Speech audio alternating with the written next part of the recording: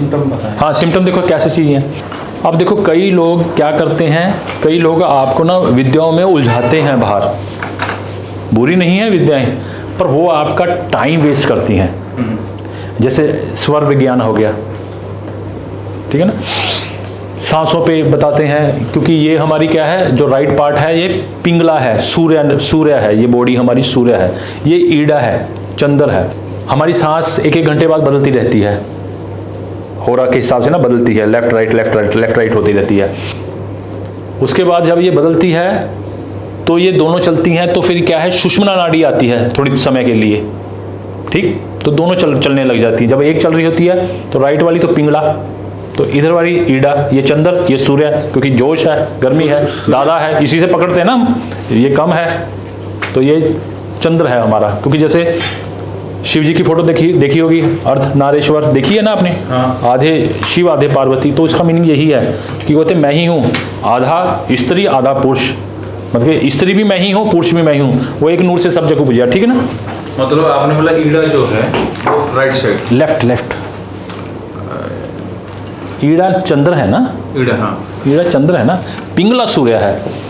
अब देखो ये आपको उलझाने की बातें हैं कि मैं सुबह उठा तो सुबह पैर कौन सा रखना है, ये कौन सा रखना है, ये आप में कोई चेंज नहीं लेके आएगा, कोई चेंज नहीं लेके आएगा। इसको जानना है पर इसके पीछे पागल नहीं होना।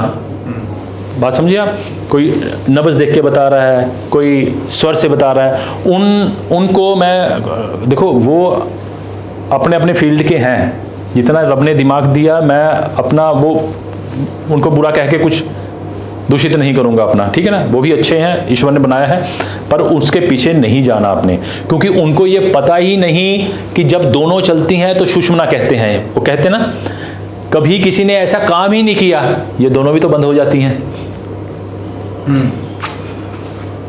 हैवी सांस आ रही होती है तो दोनों बंद होती हैं, बड़ी धीरे धीरे से हल्की हल्की दोनों ही चल रही होती हैं, पर हैवीनेस होती है आप में, ये दोनों बंद हो जाती हैं। तो दुनिया के किसी बंदे को ये पता ही नहीं कि ये तब दोनों बंद होती तो क्या घटित होता है। तो इस विद्या, ये अधूरी विद्याएं हैं, इनके पीछे नहीं भागना, अपना टाइम वेस्ट नहीं करना। सबसे सर्वश्रेष्ठ जो है वास्तु, उसके साथ जो उसकी अर्धांगिनी है, जैसे सूर्य और चंद्र है ना, पिंगला और ईड़ा है ना, तो उसकी जो अर्धांगिनी है वो ज्योतिष है। बस इन दो विद्याओं के अलावा कोई सीखने की कोशिश नहीं करनी है आपने। कौन सा विद्या सर बोले? एक है वास्तु और एस्ट्रोलॉजी, बस ये अगर आपको नुमरो कहेगा वो भी, उसकी भी लिमिट है। कई नाम के आगे बेकार नाम बना रखा होता है उसने, ए 2 डबल डाल देते हैं, फिर 3 ए डाल देते हैं, नाम की प्रोनाउंसिएशन ऐसी खराब करते हैं ना वो, तो वो उलझाने वाली बातें हैं। वो सिर्फ सुनने में अच्छा लगता है कि आपकी ये नेचर होगी, वो उठाते कहाँ से हैं, आपके ग्रह से। अगर मंगल का कोई प्रभाव है तो वो 9 नंबर का बता देते हैं कि 9 नंबर मंगल का है, तो वो मंगल के सारे गुण बता देते हैं। उठा कहाँ से रहे हैं, एस्ट्रो से उठा रहे हैं ना, वो उठा कहाँ से रहे हैं। इसलिए उलझना मत, नुमरों का कुछ करने की जरूरत नहीं है आपको, स्वर विज्ञान करने की जरूरत नहीं है। विज्ञान मतलब सांसों के ऊपर स्वर विज्ञान, तो सांसों के टाइम वेस्ट मत करो इसमें, उलझ के रह जाओगे। संवरना कुछ नहीं है आपका, ना ही क्लाइंट का संवार सकते हो आप। अगर वास्तु को गहरे से जान लिया ना तो सभी विद्याएं आप में आ जाएंगी, क्योंकि सिम्टम ही तो है ना। देखो आप सिम्टम कैसे हैं, इस बात को पकड़ो। किसी का चंद्र खराब,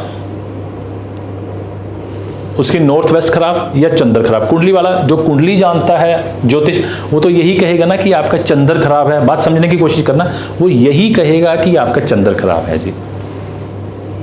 वास्तु वाले ने एस्ट्रो सीख नहीं रखी, उसने वास्तु बड़े अच्छे से पढ़ रखा है, तो वो नॉर्थ वेस्ट खराब है। चंद्र की दिशा है, मैं बता दूंगा ना किस किस की दिशा क्या क्या है, तो उसके नॉर्थ वेस्ट में कुछ लोचा है। पहले वास्तु का ज्ञान लेना है, वास्तु से ही उस देवता को वो दिशा मिली, उस दिशा का देवता कौन है आगे, फिर एस्ट्रो आती है बाद में। पहले वास्तु आया। क्यों वास्तु आया? क्योंकि जहां भी चांद सितारे हैं, जितने भी चांद सितारे हैं, वे किसी स्पेस में तो है ना, उनका एक दायरा है ना, उनकी एक स्पेस है, उसमें ही घूम रहे हैं ना। तो जो स्पेस है वही तो वास्तु है। उनको घर मिला ना, एक कक्षा मिली ना उनको, तो वो वास्तु। इसके बाद फिर वो उसमें फिट कौन कौन हुआ है, यहाँ सूर्य है, यहाँ पृथ्वी घूम रही है, उसके चक्कर लगा रही है, तो वो ग्रह हैं। तो पहले वास्तु को अच्छे से समझना है, फिर उसके साथ एस्ट्रो का सहारा लेना है। टाइम मिले पढ़ते रहिए, दोनों को फिर कोरिलेट करते रहिए कि अच्छा ये, तो इतना इजी हो जाएगा, समझना बड़ा आसान हो जाएगा आपके लिए।